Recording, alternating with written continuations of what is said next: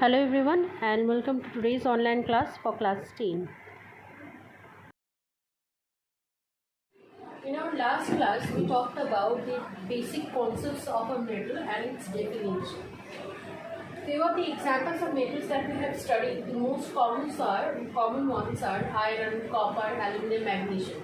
All of them are in their natural state, natural pure states are solid. So all solid substance, these metals are also in their pure solid state, possesses surface areas. When these surface areas are rubbed with the sandpaper, the surface of these metals becomes more shinier.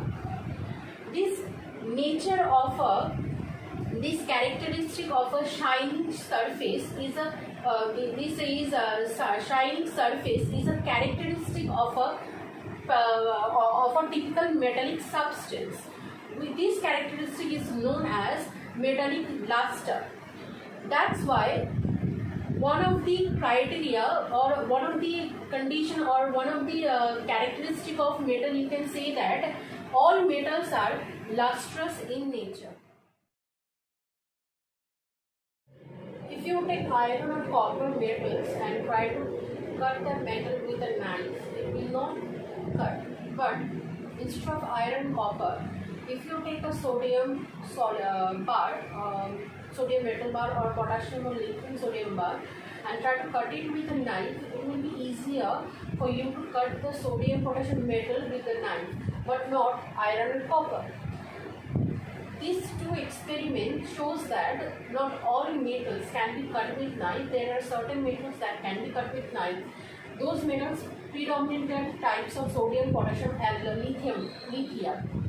These are alkali metals. These shows that most of the metals are hard in nature, but this hardness of metals vary from one metal to another metal. Most of the alkali metals like sodium, potassium, lithiums are in fact very soft metals that can easily be cut with the help of knife. Metals can be beaten into thin sheets. Due to this nature, iron is used in making big sheets. This characteristic of metal is known as the malleability. The malleability of metals vary from one metal to another metal. One of the most malleable metals is known to us are gold and silver. That's why most of the ornaments are made up of gold and silver. Metals can be drawn into thin wires. This characteristic of metal is known as the ductility of metals. Due to this ductility and the malleability of metals can be given into any shape and size. That's why most ductile metal, gold, is used in making of the jewelry. This ductility of metal varies from one metal to another metal. Not all metal can be as ductile as gold, like sodium or potassium, which are actually very soft metals. Those are not very ductile in nature. Let's assume silver and copper, a thin plate or wire of silver or copper has been clamped with the help of a stud. At the open end of that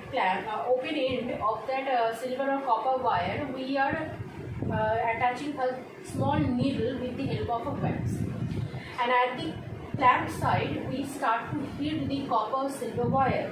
After some time, we will see that the needle attached with the silver or copper wire will leave the copper wire inside and fall down due to the dissolution of the wax at the open inside. Now, why that could happen is because all the metals are good conductor of heat.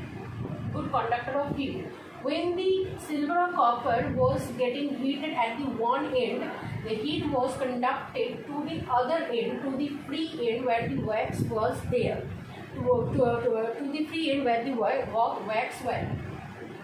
Due to that heat, the wax was getting melted and the needle was and the needle fell down. This is the fine example of this conduction of heat of the metal, silver or copper. Not only that, one of the base conductor of heat of metals are silver and copper. On the other hand, one of the poorest conductor of heat are the lead and mercury. Therefore, you can say that all metals more or less good conductor of heat, but this conduction of heat varies from one metal to another metal. From the discussion that we just had, we can conclude the physical properties of metals as most metals are hard except alkali metals. Most metals are strong except sodium and potassium. Sodium and potassium is actually in fact softer in nature. Most metals at room temperature is solid except mercury, which is liquid at room temperature. Most metal are sonorous, that is they produce ringing sound when they collide with each other or when they are hit with some other metals.